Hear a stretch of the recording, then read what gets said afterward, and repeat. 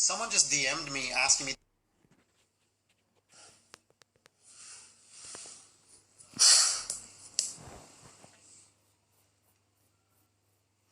All right.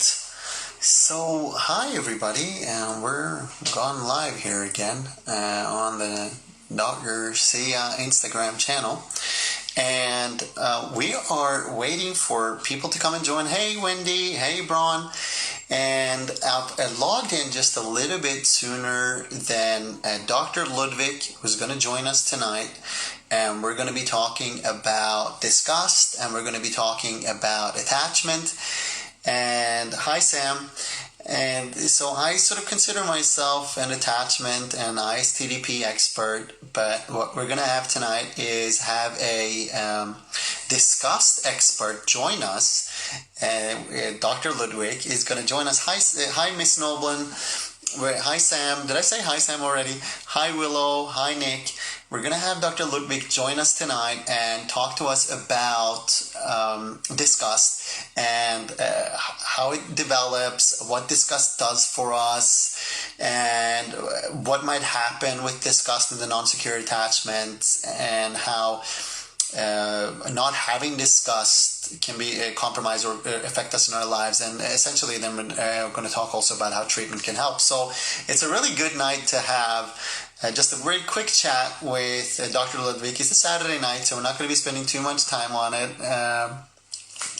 Hey, Willow. And so it's just going to be a half an hour chat between myself and Dr. Ludvik. So we're just waiting for her to call in at any point. Hi, Marija Petrovich. So just to reiterate again, we're just sort of getting our thoughts together, just sitting down, grab a cup of tea, get yourself ready, because we're waiting for Dr. Ludvik to call in so that we can start talking about disgust and its relationship to attachment and what happens when attachment is compromised somehow and what it does. So, hi, Suzanne.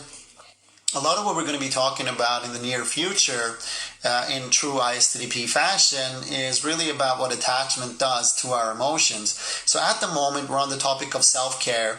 So this video is a little bit outside of context of what we're trying to do, which is it's a bit more in the future when we start talking about emotions and how they get compromised by attachment. At the moment, we're talking about, hi, Elizabeth. Hi, Happy Rain. At the moment, we're talking more about how attachment affects self-care. But once we get on the topic of disgust and the topic of emotions, then all of this will make a lot more sense. But I could only get Dr. Ludvik to come in at this moment now. So I wanted to grab her while I could, because I didn't want to lose her. So I suppose we just have to do this live session a little bit earlier and a little bit outside of when we would normally do it, which is fine, and it's fantastic. Michaela, hey, thank you for joining as well. We're just waiting for Dr. Ludvik to come and join us and call into the session so that we can start our live session talking about the relationship between attachment and disgust, and what disgust really is and why we need it. It's sort of in a way, disgust is the forgotten emotion.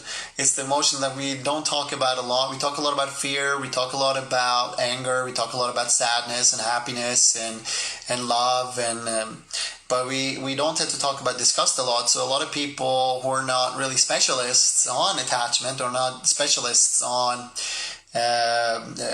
ISTP or on emotions, they don't tend to know much about the relationship between ourselves and disgust, and how that actually helps us in our relationships. So really what we're going to be talking about is just simply how an emotion. Hi, Jackson Daniel and Jen Page.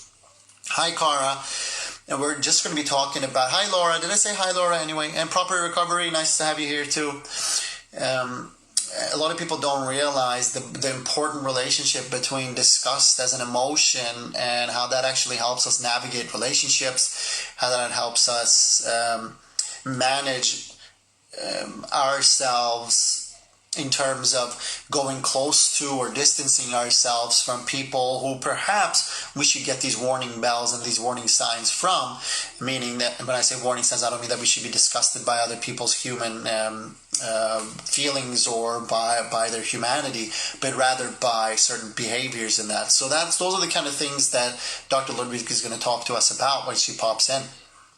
But for now, I just want to say I'm so happy that there's so much interest in the Insta community and so much support around what I'm trying to do with this channel, that we're trying to just talk about attachment. And really, I think one thing that differentiates us as a community, that people are here who are around my channel, is it's really a lot of therapists. It's a lot of people who themselves consider themselves therapists or therapy interested or therapy students. So I'm really trying to provide something that's a much higher level than telling people to breathe and wake up and, the basics. Basically, I'm trying to get away from the basics of, wake up every day, make sure you breathe, make sure you think something good about life, which all those things are really important. But I just think if you go on Insta, you'll find 5,000 posts about, it's best to breathe. So I figured I could probably provide something that's at a higher level than that. So that's what we're trying to do with this channel. I'm really excited to see that there's so many people who are interested in this sort of higher level. Hi Shaw, hi ZZ, and someone from IDHAC joins again. So that's really great. That's where I work, so that's fantastic. And we're still just waiting for Dr. Ludvik, so I'm just going to keep this mouth going. Are there any questions that I can answer while we're waiting for Dr. Ludvik? Fixie, hey, how's it going? We're just waiting for Dr. Ludvik. Anyone have any questions about anything while we're waiting that I can answer for now? The Holistic Helper, nice to see you. Thank you for coming in.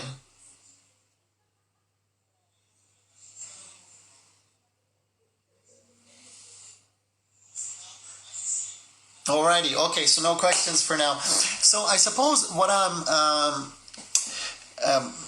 wanting to talk about and why it's so important to talk about that. So through the normal attachment process, what happens through our healthy, normal attachment development is that we develop emotions. We develop an ability to recognize these emotions, to experience these emotions, and then finally, if we want to, choose to express these emotions to whoever it's safe to express these emotions to.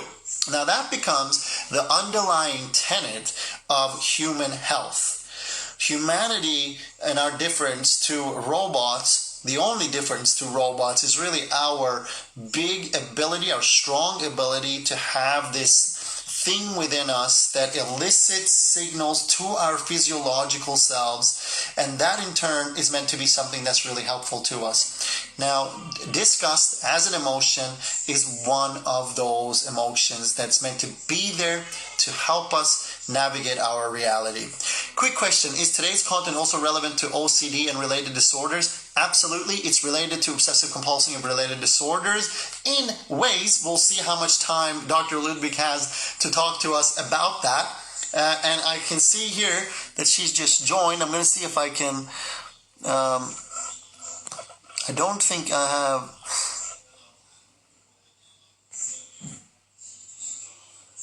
Go live with Dr. Ludvik. And we're just waiting for Dr. Ludvik to respond, and there she is. Hi, Sia, Dr. Sia. How are you tonight? And hello, everyone. How are you, Dr. Ludvik? Do I have to do this? I think I have to go down. I think I have to sort of... Hey, how's it going? Not too bad, not too bad. I was actually really looking forward to join you tonight because I usually fall asleep at 8:30, but today I made an effort that I will be awake, and yeah, lovely to I was just telling everybody how normally I'm going online now on Thursdays alone, and we're going to be talking about emotions much later on the Dr. C sort of Insta channel. But I said to everybody, I got Dr. Ludvik to come, so we're gonna use the opportunity. And no matter, it doesn't matter that we're ahead of schedule. It's just we're gonna grab it while we have her because it's such a great opportunity. So thank you so much for joining us. Now, Dr. Ludvik, one of the things that I've said before here on the channel is obviously you're an expert on OCD and you're also an expert on disgust.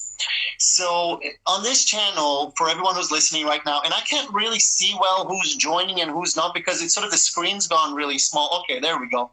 So Holistic Helper is here. I can see Fixie and so on and so forth. See who else is there. Just to thank everybody for coming in. And SMMIT, hello. Sidhu, hello. Hey, Shaw.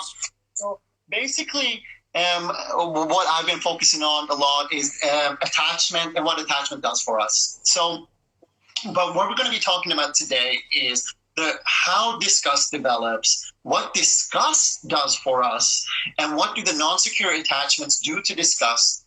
How can compromised disgust cause problems for us? And then finally, how can treatment help? Now, of course, some people will also be interested in OCD, and they might ask you some questions about OCD too, but I'll leave that to the viewers and whoever wants to ask those questions.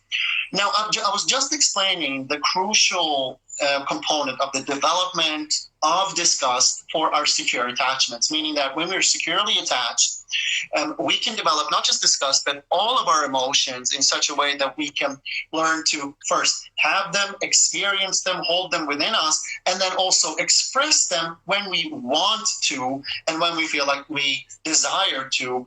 So expression is not necessarily part of the healthy process. It's just that's what you choose to do. The most important part is having the feeling, being able to hold the feeling.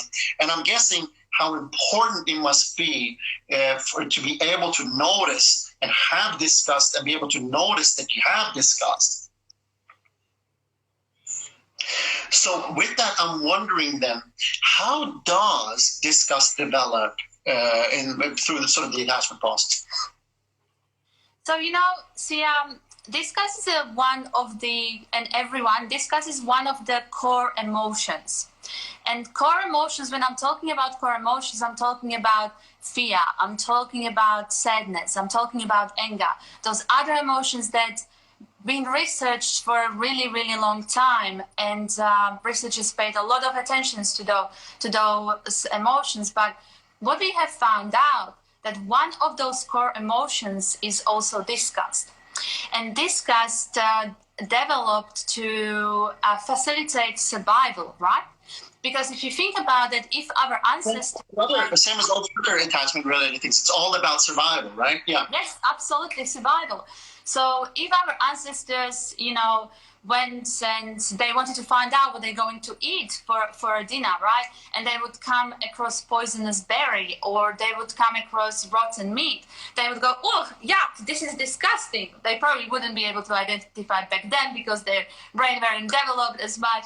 But what would that help them to do is to repel them to go away from some sort of toxins or contamination. So it helped them to survive. And okay. Yeah. So, and if you think about that, this has now translated into our everyday lives. So we still use it in relation to contamination, but we can also use it in relation to people.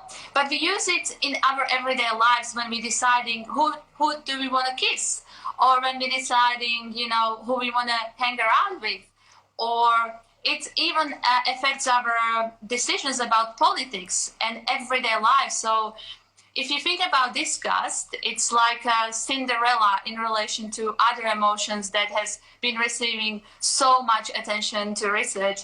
And disgust is one of the emotions that is quite newly researched in a scientific field. Yeah. I was just saying that before you came in as well, which is so interesting. It just seems like disgust is the emotion that so very few people know about. And even in attachment-related and in therapy-related factors, I find that when it comes to relationships and so on and so forth, even things like self-disgust, disgust for other people, it's just one of those things that I often find therapists, even at higher level, get pretty stumped. They go, disgust?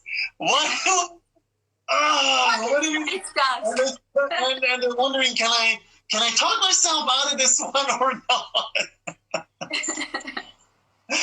So it really is. I agree with you. It really is the forgotten emotion, isn't it? Yeah, and researchers also have found that disgust is very different to other emotions when it comes to behavioral. The way how we express the disgust in our facial muscles, the way how we act, have our affective response, our cognitive response. And they found out that just by treating fear, they're not able to help people in psychopathology, because disgust can be one emotion that can maintain certain avoidance and certain maladaptive behaviors in psychopathology. Okay. So I just want to interrupt us there a little bit, saying hi to Soulmate, hey Papa Clans, hi Juanita, Erin Cole, nice to have you. I don't know how Juanita, but hi Juanita. And Erin Cole, hi, nice to have you. Srina Nindi, good to have you here too. And also, Dr. Ludvik, the Holistic Helper is asking, what about self-disgust? Self-disgust? Yeah, that's a fantastic question. Self-disgust can be also a learned response in relation to certain triggers or object that might evolve through our past experiences. So if we think about the rules that we have got in our lives, so I'm not going next to that cockroach because that cockroach is really disgusting. That's something that you may have learned if you never came across across a cockroach. But if you grew up on a farm where there's millions of cockroaches and you see a cockroach every day and your brain becomes desensitized to it. So everyone's experiences would affect disgust responses differently, and self-disgust in relation to certain things, even in relations to ourselves, is absolutely important. And obviously self-disgust wouldn't help us to survive, but it would lead to certain maladaptive behaviors that could be that could not be the best to create in relation to creating a meaningful life for us. Well, I can hear what you're saying, because it's like right question. Holy It's like, we talk about self-disgust, right? Like as though it's an emotionally physiological experience that we have. But really what you're saying is that self-disgust is the position we take towards ourselves, that we maladaptively perceive ourselves as a disgusting person because of possibly going against shameful or guilty things that make us feel shameful or make us think that we're guilty of something. And in that way we then say, oh, I am disgusting. I have disgusted myself. I'm disgusted by myself. But it's not like we actually feel like we're heaving. We wake up and we're not heaving by ourselves. It's more of a mental position we take towards ourselves. And I think what the holistic healer was referring to was probably a disorganized attachment, where you kind of learn to when you internalize that disgust and you learn that it's something, that it's a part of us that we perceive, or these people would perceive as something normal and feel comfortable around. All right. Okay. Thank you for that. Yeah. So, and then Juanita asks here and says, Hi, sorry. Juanita, hello.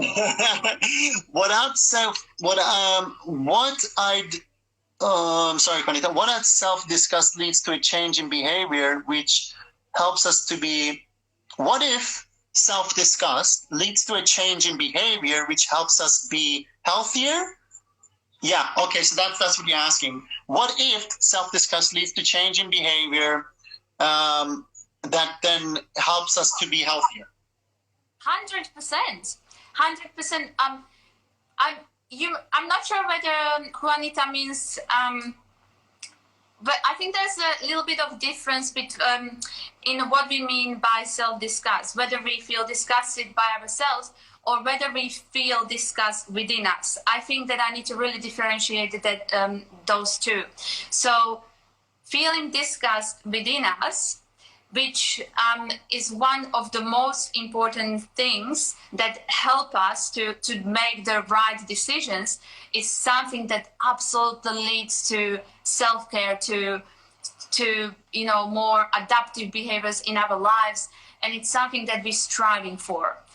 If we're talking about self-disgust when we don't love ourselves, that's probably more maladaptive, and it has got something to do with how we were brought up and what we internalized about ourselves.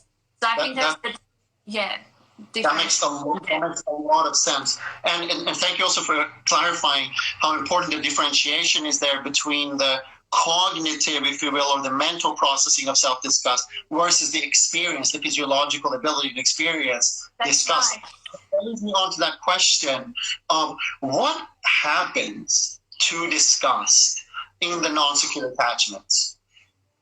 So what happens to discussing non-secure attachment is that, so I think something before I go into that, I wanna tell you that disgust often comes up in response to toxic or poisonous people in our life who probably where the deep trust and love has been betrayed. So if we can think about our primary caregivers, if we think in relation to attachment, for example, or we can also think about our partners, right? And so imagine if you have got someone with the avoidant attachment style, and see, you have done some fantastic videos explaining what each attachment means. And you have mentioned, yeah, well done. And you have mentioned there, Thank you. With the avoidant attachment, so I'm just kind of repeating your words, and I'd like to reference you. With the avoidant attachment, what happens is that these people, they don't like to feel these uncomfortable emotions, and they learned that if that big uncomfortable emotions comes up, there's this automatic response where they completely withdrawn. They don't want to feel it.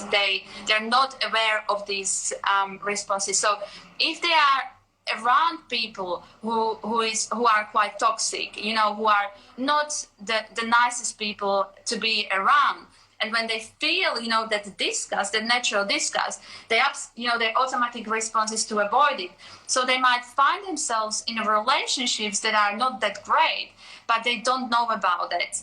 And so they might be in a relationship that is not great for them, but they don't even know about it. So I'm not sure whether you want to add something to that. No, I think really what you're talking about that really relates to my understanding also of the other emotions, which is that there is an autonomic processing of feelings, where there's an automatic down regulation of feelings, and even without the person even knowing that they are disgusted, so unconsciously they're disgusted, but they don't know.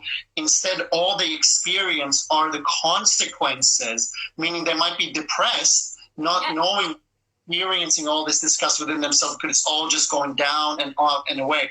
That is fantastic. And I think what really makes me think about that is, the first thing that comes to mind then for me is, but what about disorganized attachment? There's so much you understand that probably, okay, well, people who have an avoidant attachment and an ambivalent attachment, they're probably just likely to go, the avoidant is likely to go, I don't know really what's going on here, but I feel somehow like uncomfortable here, but I don't know by what. Ambivalent attachment obviously is just going to go, I'm out, right? I'm out. This is too much for me. I'm out. This is just too overwhelming for me. I can't deal with this. I'm out, right? But what happens with disorganized attachment? So disorganized attachment is a little bit different, even though there's avoidance as well, except that with the disorganized or ambivalent, are you asking? Ambivalent. With the ambivalent attachment, these people are very aware of the disgust emotions. They know that, if they are in a relationship when someone is cheating, for example, they don't feel comfortable, they feel the disgust, but they, as opposed to avoidant attachment style people who tend to not be aware of those feelings, these people are hyper aware of these feelings. So what's happening for them there? It's too much for them. They don't know what to do. They don't know how to regulate, and they need that other person who is causing the disgust, at the first place for them to help them to regulate. So these people believe that even half of the relationship is better than no relationship. And so they tend to persist in this relationship, even though they perceive this disgust, because this disgust overwhelms them. It's too much, and they don't know how to deal with that. That then why people with ambivalent attachment tend to sort of, even when their partners have cheated on them, tend to want the partner who's cheated on them to be the same person who's going to now soothe them for the hurt they're feeling from the cheating? That's right. Absolutely. It's really sad. And I think it can be very disruptive for these people, because, they experience this cognitive dissonance when, on one hand, they really, really want to be in a close relationship with someone, But on the other hand, they see that this person is really hurting them and they want a healthy relationship, but they're too scared. They're too scared to leave. So they are persisting in this unhealthy relationship with this person who is cheating on them. All right, I'm just going to check in with our viewers here a little bit. Michaela says, I love this. Thank you. Well, we love you, Michaela. We try our best. Side note, I asked that with dermatillomania and that group of disorders in developing meaningful relationships and attachment. Oh, that was just a side note. Thank you, Holistic Helper. Thank you. Okay, so there's not a question there, but thank you for clarifying. All right, very helpful info, says Shaw. Okay, so let's move it along here. And Dr. Ludvik, then I'm just wondering here, how can treatment help? For example, when someone has a disorganized attachment, right? With disorganized attachment, there would very much, what would happen there, and how can then treatment help? So, with the disorganized attachment, so when we think about disorganized attachment, we think about people whose, whose needs were constantly not met at childhood. So these people are those people who internalize the disgust responses because they probably grew up around someone who abused them. And they would develop this disgust towards their abuser, right? And so what these people do is that they seek that disgust because that's something that they feel normal. They feel this is normal, and they tend to repel people who are really good for them because that doesn't feel normal for them. So when it comes to disorganized attachments and when it comes to any insecure attachment style, what we really want to do is we want to help these people to bring these emotions safely onto surface. So these people are able to experience this emotion. Then we want to help them to regulate that emotion until this emotion comes to a natural end without avoiding, without trying to seek the regulation in someone else, but help them to regulate themselves and help them to bring these emotions onto the surface and help them to safely process them. That's fantastic. That sounds exactly like, as you know, I'm an ISTDP therapist, and it sounds like that's exactly what we're trying to do with that emotion and physiological experiences and the consequential anxiety that people experience, is that we're just trying to help people naturally experience the feelings that were given to them by their biology, untouched by the shaming and guilting and abusing or neglecting or by their experiences in their childhood, so that those emotions can again be helpful to them in their natural processing patterns, right? 100%. And another thing that I wanted to say, with the disorganized attachment, there is often a trauma that is associated with these clients as well. And with trauma, there's a lot of disgust and a lot of shame, which is another emotion. But with the therapy and with validation of the disgust, we can decrease this anxiety and shame from trauma. Because validating that disgust, normalizing it as this is normal response, this is what we would all feel, would be something that would make them feel, there's nothing wrong with me. This is a normal reaction that I'm just experiencing right now. And I'm not going to say, we don't say I shouldn't. And the shame that I'm experiencing, but this is not in relation to me because there's something wrong with me. This is in relation to something that has happened to me. Yeah. So people don't internalize this as being, as being faulty, but rather experience it as an external event that has brought these emotions for them. That makes a lot of sense, Dr. Ludvik. I'm just going to check back in with our viewers here again. Demi Jones says, this really resonates with me and I'm very interested in this. So excited to follow in future. Thank you so much. Please do follow in the future. Natty Corky, hi. Tana Louise says, with people who have disorganized attachment and potential trauma, wouldn't you have to walk a fine line? I'll answer that in a moment, Tana Louise. Anna Sinaro, hi. La Chapara, hello. Daniel Sarabi, hey, how's it going? And Nizar, nice to have you as well.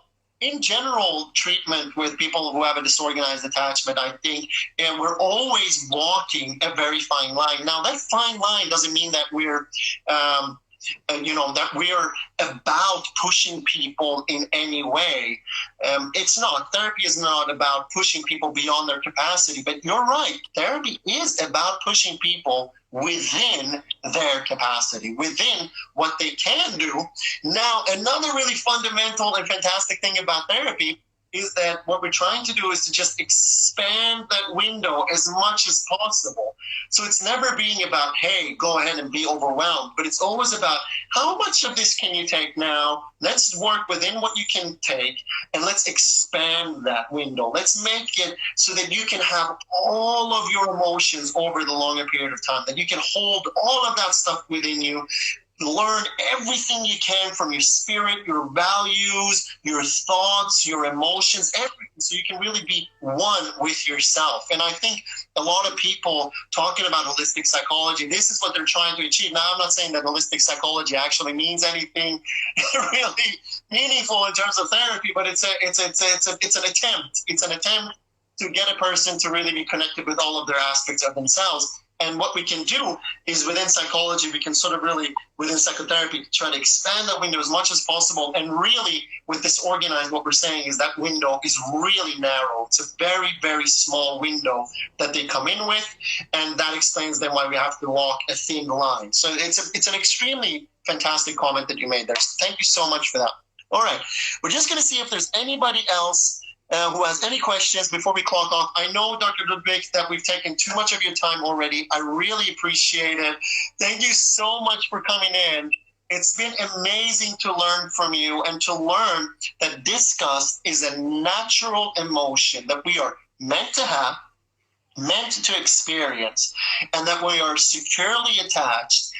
Being able to experience our disgust, notice our disgust, learn from our disgust, behave in ways that are consistent with our values according to our disgust is what happens with secure attachment. But with avoidant, ambivalent, and disorganized attachment, that's somehow compromised, and then the compromising that happens there might affect us for the rest of our lives if we don't get therapy.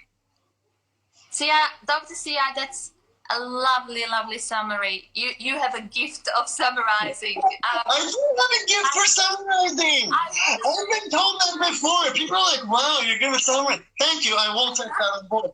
There are many things I suck at and will suck at for the rest of my life, but summaries, that... Summaries are cool. Thank you very much. Thank you very much, Sia. And I think this was really lovely to have you guys in here. If you do have got any questions, and I will be more than happy to answer anything that you need. You know, I really enjoy this topic. I did spend a good 6 years researching it. So, yeah, if you have a question, go for it, ask me.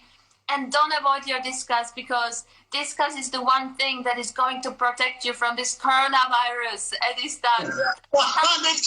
Stay 2 minutes away from each other. Look, Dr. Ludvik, people might bombard me with questions after this. I can just tell that the viewers today, they're super excited about this. If they do bombard me with questions, go ahead, people, do bombard me. I'll check in with Dr. Ludvik then on a text basis. I'll get the information for you, and then I'll provide you with the answer at some point later. We have a lot of love and compliments here about how amazing this has been, so that's very fantastic. Anna asks, will this be available afterwards? If I can post it, I will post it. I have a problem with downloading my videos after I go live. Why? I don't know. If anyone can help me, please do. But it will be on my stories at least for the next 24 hours. So I hope you enjoy it while it's there. But like all things good, it must end. And stories do end. And this interview must end as well. Thank you so much. I wish you all really well. Dr. Ludvik, it's been a pleasure. You are the best. You are genuinely the best. And I can see all the love coming your way. I never get this many love hearts. Normally I get people maybe giving like a wave here or a wave there. But tonight it's all love. So it seems like people are really enjoying this. I'm really happy for that. And this is for all the viewers. Thank you, guys. Did you just have that on your desk? Did you? So that's how amazing she is. People just send her flowers. And she always has just like a bunch of flowers. She can be like, to my view. Only my partner does. No one else. But thank you. For my viewers, here's Yuki. Oh my God. Here's Yuki to say, it's not even mine, it's my cousin's actually. Bye-bye, everybody. Yeah. All right. Take care, everyone. And thank you to all the viewers. Take care of yourself. Bye-bye. Bye, Dr. Sia. Bye-bye.